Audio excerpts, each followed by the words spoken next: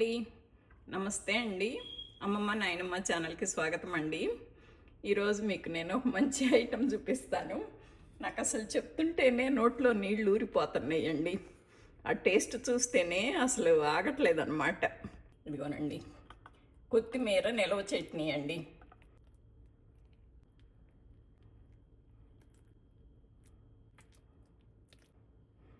ఇదిగోనండి, అసలు పులిహార గోంగూర లాగా ఎంత బాగుందంటే, మీరు అందరూ చేసేదానికి నేను చేసేదానికి తేడా ఉంటుందండి. నేను చాలా హెల్తీగా చేశానండి, అంతే టేస్టీగా కూడా ఉందన్నమాట. ఇదండి మన పచ్చడి. ఇక ప్రొసీజర్లోకి వెళ్దామండి. నాకు ఈ పండిన కొత్తిమీర అంతాను ఫ్రెష్నెస్ పోకుండా సంవత్సరం పాటు నిలవ ఉండే పచ్చడి పట్టుకుందామండి. ఈ మోసపోస్తే పురుగు తినేస్తేమోనని మొత్తం కోసేసానండి. కొత్తిమీర కోసేసి కడిగేసి ఇలా ఇంట్లోనే ఆరబెట్టానండి, పేపర్లు వేసేసి. ఇది ఒకరోజు డ్రై అయినాక చేశానండి. ఇట్లాగో జస్ట్ ఒక్కరోజు డ్రై అయినాక ఇలా చిన్నగా కట్ చేస్తానండి. మొత్తం డ్రై అయితే కనుక మనకి ఇలా కట్ చేయటానికి కూడా అవ్వదన్నమాట. అందుకే నేను ఒకరోజు ఇంట్లోనే డ్రై అయినాక ఇలా కట్ చేస్తానండి. చూసేటప్పుడే బాగా ముదర కాడలు అయితే తీసేసానండి. ఇలా చిన్న లేత కాడలు అయితే కనుక నేను తీయలేదనమాట. ఇవన్నీ ఇలాగే పెట్టేసేసి సన్నగా కట్ చేసేస్తున్నాను. చాలా అయిందండి. మళ్ళీ ఇంకొక వాయిల్ ఇట్లా 4-5 వాయిల్ అయినాయి. టబ్బులు కూడాను 3-4 టబ్బులు అయిందండి అన్నది. కోసిందల్లా కొంచెం ఇలా రొల్లేసి ఇది మళ్ళీ ఆరబెడతానండి ఒకరోజు. కంప్లీట్ డ్రై అయితే నాకు కొయ్యటానికి సాగిపోతా వీలవ్వదు. అందుకని నేను ఇలా చేసి ఇది మళ్ళీ ఆరబెడతానండి. మళ్ళీ ఆరబెట్టాను. ఇదిగోనండి, ఈ కొత్తిమీర రెండో రోజు కూడా ఆరిన తర్వాత ఇలా ఉంది చూసారా. బాగా డ్రై అవ్వలేదండి, పచ్చిగానే ఉంది. ఇంట్లో నీళ్ళలో ఆరబెడతాను, నల్లగా కాకుండా పచ్చగా బాగుందనమాట. ఇప్పుడు దీన్ని తీసుకెళ్ళి ఇప్పుడు ఈ ఆకుని నేను కొంత తీసుకొని ఇంట్లో రోజువారీ వాడి పెట్టుకుంటానండి. ఇది ఆల్మోస్ట్ డ్రై అయింది కదా, కొంచెం తడి అంతా పోయింది కదా. మనకు 10 రోజులు కాదు కదా, ఒక 15 రోజులు 20 రోజులైనా ఇదేం పాడవ్వదండి. ఫ్రిడ్జ్లో పెట్టుకొని వాడుకుంటాను. ఇది పచ్చడి చేసుకుంటాను అన్నమాట. ఇప్పుడు ఈ ఆకుకి నేను ఈ 4 టమాటాలు తీసుకుంటానండి. ఇన్ని ఎండుమిరపకాయలు తీసుకున్నాను. ఈ టమాటాలు వేసిన పచ్చిమిరపకాయలతోటైనా చేసుకోవచ్చండి. బట్ నాకు నిలవ పచ్చడి చేసుకుందామని ఉందని నేను ఎండుమిరపకాయలు తీసుకున్నాను. ఈ నిలవ పచ్చట్లు టమాటాలు వేస్తే నిలవ ఉంటుందా అని అనుకోకండి. ఇప్పుడు మనం టమాటా పచ్చడి పట్టుకుంటాం కదా, బాగుంటుంది కదా, అట్లాగే ఇది కూడా అన్నమాట. ఫస్ట్ మీద పాన్ పెట్టేసి స్టవ్ వెలిగించుకున్నానండి. నేను 1 స్పూన్ ఆయిల్ వేస్తున్నానండి. ఎక్కువ పట్టదు ఆయిల్, కొంచెమేను. చూసారా, నేను ఫ్రెష్ ఆయిలే వేస్తున్నానండి. వాడిన నూనె వేయకూడదండి. వాడిన నూనె వేస్తే మళ్ళీ నూనె వాసన వస్తుంది. ఇప్పుడు ఇందులో ఫస్ట్ ఆవాలు వేస్తున్నానండి. బాగా గుప్పెడు వేస్తున్నాను. గుప్పెడు శనగపప్పు వేస్తున్నానండి. గుప్పెడు మినప్పప్పు వేస్తున్నానండి.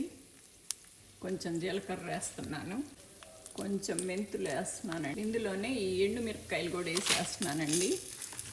వాటితో పాటు ఇవి కూడా ఎగుతాయి అన్నమాట. అడుగంటకుండా సన్నపు సెగ మీద వీటన్నిటిని ఫ్రై చేసుకోవాలి. అందరు ధనియాలు వేస్తారండి, నేను ధనియాలు వేయనండి. అసలు ఇది కొత్తిమీర కదా, కొత్తిమీర అంటేనే ధనియాలు, ఇంకా వేరే ధనియాలు వేసే పని లేదండి. కాకపోతే నేను కొంచెం మినపప్పు శనగపప్పు బాగా గుప్పెడు తీసుకున్నాను అన్నమాట. ఇవి వేగిన తర్వాత నేను గుప్పెడు నువ్వుపప్పు వేస్తున్నానండి. జస్ట్ ఇక వేడికి ఇవి చెట్టు అంటే సరిపోయిద్ది అనమాట, పెద్ద సెగ పెట్టకుండాను. ఇది కొంచెం ఆరిందాక పక్కన పెట్టేసుకొని టమాటాలు కోసేసుకొని ఇప్పుడు ఇందులో ఈ టమాటాలు వేసుకొని మగ్గబెట్టుకోవాలండి. వీటిని కొంచెం ఫ్రై చేసుకోవాలి. పచ్చి లేకుండా కొద్ది ఉడికితేనే బాగుంటుందండి. కొంచెం ఉమ్మగిల్లాలి, మెత్తబడాలి. నేను బాగా ఎంత ఉప్పు వేస్తున్నానండి టమాటాలకి. ఇప్పుడు ఆకు కూడా వేసి రుద్దుతాం కదా.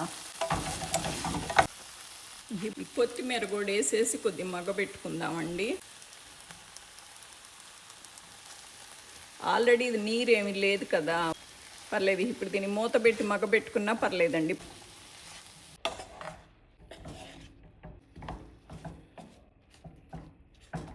ఇప్పుడు దీన్ని మూత పెట్టి ఉమ్మగిలేసుకుందాం. ఇంకా వేరే తిరగమాత వేయనండి, అందుకని ఈ వేంగో కూడా నేను ఇందుట్లోనే వేసేస్తున్నాను. మీరైతే బాగా అంత చారెడు నూనె పోసి తిరగమాత వేస్తారు. మేము తిరగమాతలు వేయమండి, ఆ నూనె ఎందుకు అనుకుంటాం మేము. కాకపోతే మంట పుడితే కనుక నెయ్యి వేసుకుంటాము. నెయ్యి అంటే తినొచ్చు అంటున్నారు కదా, మాకు ఇక్కడ ఎటు ఆవు నెయ్యే కదా మాకు ఉండేది.